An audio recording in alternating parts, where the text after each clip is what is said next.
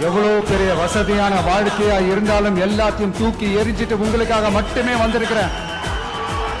உங்களுக்காக நன்றி கடன் செலுத்துறதுக்காக மட்டுமே வந்திருக்கிறேன். அத்தனை வழிகளையும் தாங்கிக்கிட்டு உங்களுக்காக மட்டுமே நான் வந்திருக்கிறேன். உங்களுக்கு நன்றி கடன் செலுத்துறதுக்காக மட்டுமே வந்திருக்கிறேன். ஒரு நாளும் பொய் சொல்லி உங்களை நான் ஏமாத்த மாட்டேன். இந்த 4 முனை போட்டி 40 முனை போட்டின்னு எத்தனை முனை போட்டின்னு எத்தனை பெரம்பூர்